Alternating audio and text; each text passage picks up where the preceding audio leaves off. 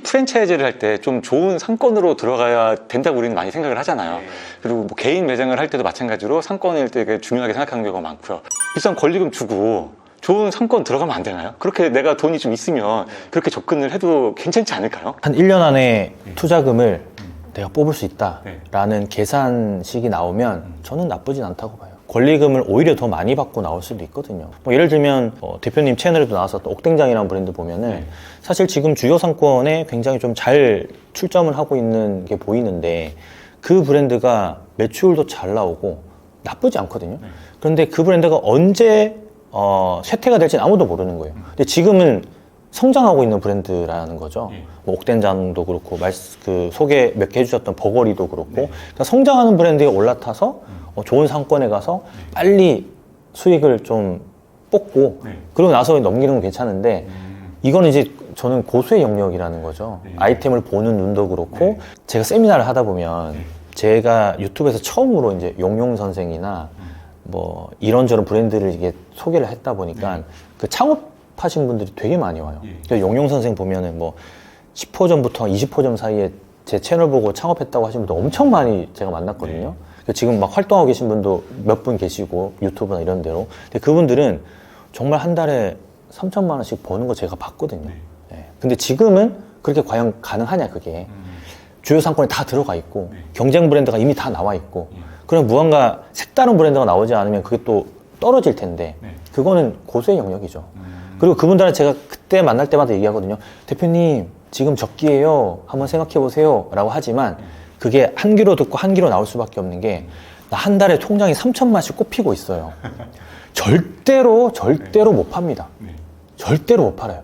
그러다가 뭐 3개월이나 6개월, 뭐 1년 안에 이게 조금씩 쇠퇴되는 게 보이는데 스스로 사실 체감을 잘 못해요. 그 브랜드가 그렇다는 게 아니고 대부분의 이제 트렌디한 주전 브랜드는 그런 과정을 겪기 때문에 사람이라서 절대 못 팝니다. 그래서 그건 완벽한 고수의 영역이라고 저는 보는 거예요. 저도 굉장히 공감이 되는 게요. 사실 내가 매장 하나 운영하고 있으면서 이걸로 치고 빠지려고 그러면 너무 살 떨리거든요. 그래서 아예 내가 자본적인 여력이 많거나 아니면 투자를 받을 수 있는 여력이 많으신 분들 같은 경우에 매장을 여러 개를 하고 또 그중에는 트렌디한 매장도 섞여 있고요. 나는 다른 생계수단이 많이 있으니까 트렌드 지나갈 것 같은 거 한두 개 팔고 가자.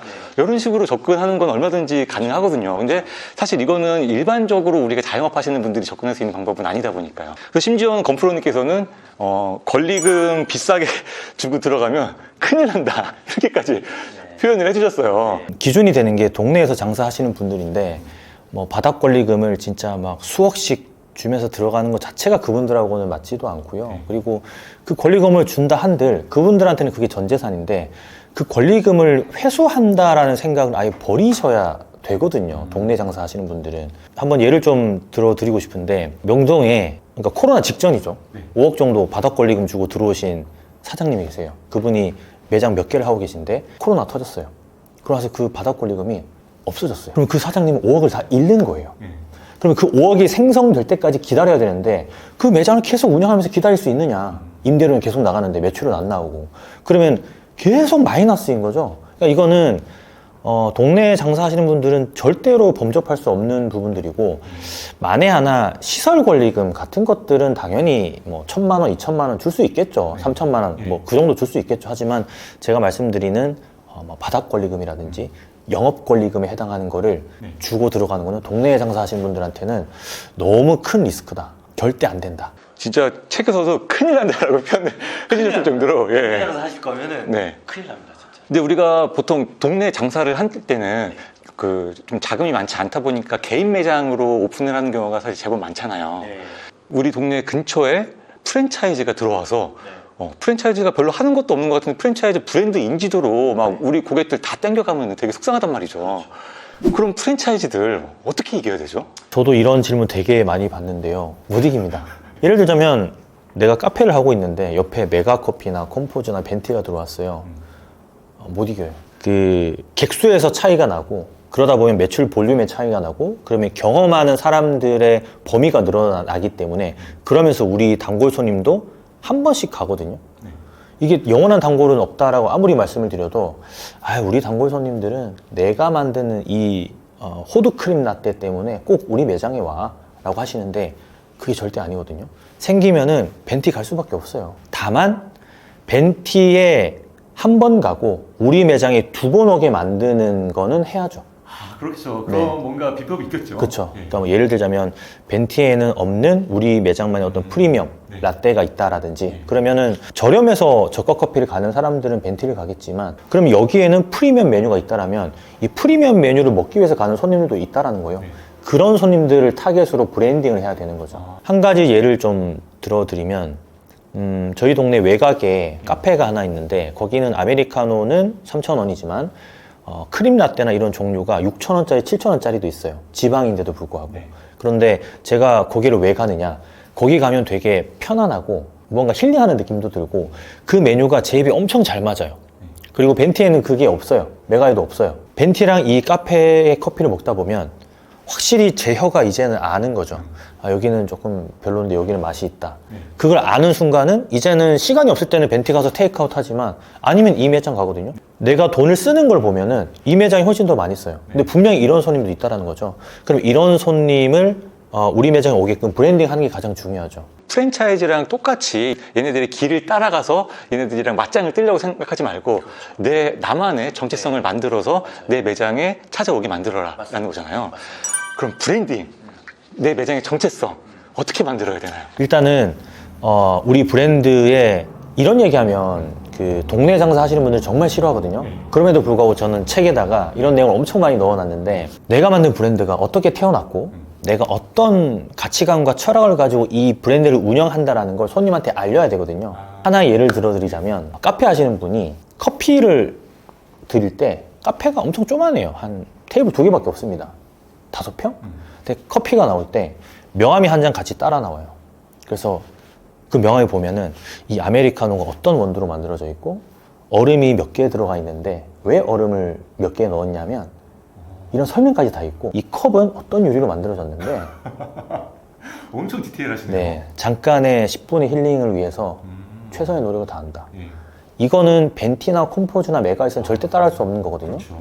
근데 이렇게 하라는 이유가 물론 이렇게 안 해도 됩니다. 장사가 잘 되면. 근데 경쟁이 너무 심하고 저가 커피가 들어왔을 때 우리 매장에는 할 수 있는 게 없잖아요. 그러다 보면 브랜딩이라는 걸 해야 되는데 브랜딩이라는 게 손님의 마음속에 우리 브랜드를 심는 작업이라고 생각을 하셔야 되는데 이런 걸 심으려면 이런 메시지를 줘야 된다는 거죠. 메가나 컴포즈나 벤티가 친절하더라도 나만큼 친절할 수 있느냐. 그럼 사장님의 USP를 차별화시키면 되죠. 거기는 알바들이 있으니까 나만큼 친절하지 못할 거야. 그럼 나는 더 극도로 친절해보자. 아니면 그런 명함을 만들어서 손님한테 줘보자. 아니면 손님의 DB를 받아서 내가 계속 한번 소통을 해보자. 약간 여러 가지 방법들이 있겠죠. 이런 걸 하게 되면 우리 매장에 2번 오고 벤티에 한 번 가고 이렇게 되면서는 성공이라고 보는 거죠. 아예 못 가게는 할 수 없겠지만. 그러니까 그 일반적인 프랜차이즈랑 맞짱 뜰 생각은 아예 하지 말고 맞짱 뜨면 사실 지니까 그렇게 하지 말고 우리 매장에 올 수밖에 없는 이유를 만들어서 데리고 와야 되겠군요. 근데 건프로님께서는 사실 지금 유튜브를 하시면서 세상에 그 누구보다도 많은 자영업자분들을 만나잖아요. 근데 그 중에는 뭐 초보 자영업자분들도 계실 거고 고수 자영업자분들도 많이 있을 텐데요. 초보자분들과 진짜 장사 잘하시는 고수분들의 명확한 차이점 같은 게 있을까요? 명확한 차이점이라고 하면은 아마도 대중성을 어떻게 차별화를 시키느냐라는 것 같아요. 그러니까 많은 분들이 착각하시는 게 대중성을 상대로 장사를 하시는 분들이 매출 볼륨을 올리기는 굉장히 쉽거든요. 그런데 이게 초보자의 영역이 맞아요. 그러니까 초보자들은 비싸게 팔 수가 없습니다. 비싸게 팔려면은 관여도의 어떤 그런 갭 차이를 많이 줄여야 되는데 비싸게 팔려면 상권이나 입지도 좀 좋아야 되고 인테리어나 익스테리어나 브랜드 네이밍이나 간판이나 심지어 물수건 하나도 엄청 그 관여도가 있다는 말이죠. 그러니까 되게 동네에 진짜 시시콜콜한 소고기집에 갔는데 소고기가 100g에 뭐 5만 원이라고 하면 누가 먹겠어요? 아무도 안 먹지. 근데 이런 청담이나 이런 데는 그렇게 팔 수 있거든요. 관여도의 갭을 많이 낮춰놨으니까. 그래서 초보자들은 대중성을 타겟으로 해야 되는데 오히려 장사를 잘 하시는 분들이 그 타겟을 엄청나게 잘 찝으세요. 그래서 예를 들면 돈가스 프랜차이즈들 보면 야 진짜 별거 없는데 매장이 전국에 막 100개씩 있네. 이런 분들의 어떤 브랜드를 보면 대중성을 엄청 많이 집합시켰어요. 그래서 고등학생도 가고 대학생도 가고 초등학생 아들 딸까지 다 데리고 갈 수 있고 어르신들도 가고 여러 가지를 다 좀 포용하는 그런 아이템을 가지고 문턱을 굉장히 낮춰놓은 거죠. 이름도 보면 엄청 심플합니다. 근데 우리 처음 이제 장사를 하시는 동네 장사 하시는 분들은 무언가 좀 유니크한 이름이 있지 않을까 그런 생각들로 하시다 보니까 오히려 더 진입장벽이 있어 보이는 거예요. 저 너무 공감돼요. 왜냐면 저도 이제 제 동네에서 새로 생기는 음식점들이 있으면 다 가보거든요. 아니, 생각들이 근데 너무 많으신 거예요. 오히려 장사 잘하시는 분들이 오픈한 매장들 딱 가보면요. 그냥 동네에서 오시는 분들이 원하는 거 뻔하단 말이에요. 그냥 특별한 인테리어도 필요 없고 맛있고 가격만 저렴하고 적당히 친절하면 되는데 거기에서 너무 많은 거를 넣어야 된다고 소규모 창업자분들이 오히려 생각을 하시는 것 같아요. 그래서 가격은 오히려 비싸지고 막 세상에 보도 듣도 못하던 메뉴를 넣어놓고 인테리어가 이렇게 휘황찬란할 필요가 있어? 그런 상태로 만들어 놓으니까 오히려 동네에서는 그런 매장을 일부러 찾아가기도 조금 부담되기도 하고요. 찾아갈 것 같으면 사실 동네로 안 가죠. 우리가 다른 데 좀 핫플레이스로 놀러 갈 때 그런 데를 가잖아요. 예를 들자면 핫플레이스 카페에 가면 지금도 저희가 앉아있는 게 좀 낮은데 이렇게 낮고 테이블도 요만하잖아요. 그럼 이렇게 해가지고 커피 이렇게 먹어야 돼요. 엄청 불편하게. 근데 동네에 있는 카페는 이렇게 하면 안 되죠. 편안한 소파 놓고 테이블도 있고 전기 코드도 있고 화장실 아무나 다 써라. 물론 그렇게 할 수 있는 사람이 많지 않겠지만 그 수원에 있는 카페디아즈라는 곳이 있는데 그곳에서는 그렇게 하거든요. 그게 동네 카페인데 매출도 잘 나오고 엄청 사업을 잘 하세요. 근데 그렇게 할 수 있는 마인드가 가장 첫 번째죠. 동네 장사는. 핫플도 중요하지만 일단은 카페는 편안함. 그리고 인테리어가 엄청 예쁜 것도 중요하지만 사람들이 딱 왔을 때 그냥 안락한 공간. 사실 그게 스타벅스의 시작이었기 때문에 저는 약간 회귀한다고 봅니다. 동네에 있는 카페들이 살아남으려면. 그래서 되게 좀 중요한 말씀 해주신 것 같은 게요. 우리가 동네 장사 하시는 분들이 벤치마킹을 다니는데 그렇죠. 막 어디 청담동. 그렇죠. 청담동, 이태원, 막 가로수길 이런 데 있어야 되는 매장이 동네에 들어와 있는 거예요. 어설프게 흉내를 내서. 그러니까 안 되죠. 제가 최근에 이제 그 글로우 서울의 유정수 대표님이 보면은 엄청 그 인테리어적인 브랜드 기획을 엄청 많이 잘 하시잖아요. 근데 그거는 거대 자본이 들어가는 건데 저희도 이제 컨설팅을 하다 보니까 저희한테 이제 탁 오셔가지고 저렇게 비슷하게 좀 만들 수 있을까요? 보면 사실 자본금은 막 10분의 1밖에 안 되거든요. 절대 안 된다. 약간 갭 차이가 너무 심한 거죠. 그러니까 SNS의 발달이 오히려 더 예비 창업자들 입장에서는 그 눈이 더 많이 높아지는 것 같아요. 오히려 그런 것보다는 동네에서 장사를 한다고 치면 문턱을 많이 낮추고 대중성을 가미하고 막 명확한 타겟을 짓는다라기보다는 타겟은 정하지만 그 타겟을 정했을 때 같이 따라오는 사람들까지 생각하면 오히려 좀 더 좋은 장사를 할 수 있지 않을까 그런 생각에 이 책도 그런 기준에서 좀 썼다고 보시면 될 겁니다. 돈프로님께서 이번에 낸 책 자체가 사실 소자본 창업이나 동네 장사를 하시는 분들을 타깃으로 쓴 책이다 보니까 소자본 창업을 어떻게 해야 성공할 수 있냐 이렇게 접근을 하시는 것 중에 가장 중요한 게 첫 번째도 두 번째도 대중성이네요. 대중성을 얘기할 때 약간 헷갈려 하시는 분들이 많아서 저는 이런 비유를 많이 드는데 문틈에 이렇게 발 넣어 놓는다는 그런 심리학 용어가 있어요. 그러니까 문틈에 발을 넣어 놓으면 뭐라도 이게 걸리거든요. 그러니까 대중성이라는 거는 메뉴를 많이 가져가서 대중성을 확보하라는 개념이 아니고 그건 김밥 천국이 하는 거고요. 시골에서 유기농 디저트를 판다거나 아니면 진짜 허허벌판에서 베지터리안들을 위한 그런 레스토랑을 오픈하는 개념만 하지만 않으면 된다. 차라리 한식 베이스, 뭐 순대국밥이라든지 아니면은 육개장이라든지 또 뭐 돈가스라든지 이런 것들은 보면은 동네에서 야, 저 정도는 내가 이길 수 있지 않을까라는 것들이 있거든요. 그런 것들 하시면 훨씬 낫습니다. 타깃이 엄청 넓거든요. 지금은 이제 책에서 나오는 건 내용 중에 일부에 있는 내용이었고요. 사실 이제 이대로 보내드릴 수가 없기 때문에 제가 다음 시간 매장을 운영하는 노하우에 대해서 들어보려고 하거든요.